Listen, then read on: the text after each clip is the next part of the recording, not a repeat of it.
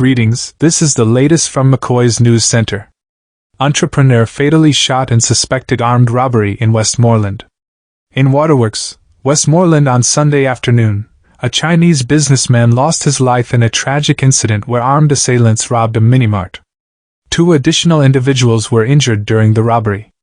The victim, identified as 54-year-old Tian Yunming, also known as Ken, resided in Petersfield within the parish.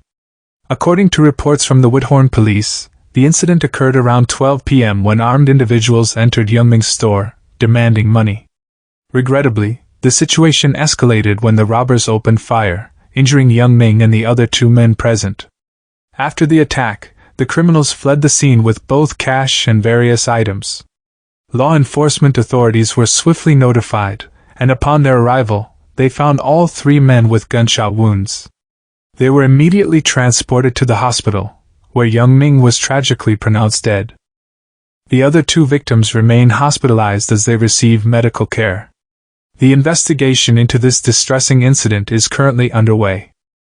A wanted individual from Kingston has been apprehended during a police operation in St. Ann, Jamaica. A wanted man was held by police during an incident-free operation at Ocho Rios Bay Beach in St. Ann on Sunday. The man, identified as 35-year-old Cedric Powell, a resident of Kingston 11, was wanted by the St. Andrews South Police in connection with a New Year's Eve murder last year. Police said between 11 a.m. and 11:45 a.m., lawmen, who were acting on information, carried out a raid at the beach, where Powell was reportedly seen. He was subsequently taken into custody. Powell was wanted for the December 31, 2022 stabbing death of his landlord, 36-year-old Patrick Newby, a shopkeeper from Venables Crescent in Kingston 11. Reports are that around 7:30 a.m., Newby and his tenant got into an argument over rent money owed. The dispute reportedly got heated, and it was alleged that the tenant armed himself with a knife and the landlord armed himself with a cutlass. Police said residents of the area intervened to quell the confrontation, but in the ensuing commotion, Newby was stabbed in the chest. The landlord ran and collapsed along the roadway and was immediately assisted to the Kingston Public Hospital where he was pronounced dead. A Westmoreland resident faces charges following the seizure of a loaded firearm in a law enforcement operation. A 24-year-old man from Westmoreland has been charged by the police after a loaded firearm was discovered beneath his residence during an operation in Whitehall, Negril. Identified as Rick Grayson, a laborer, he faces charges for the possession of a prohibited weapon and unauthorized possession of ammunition.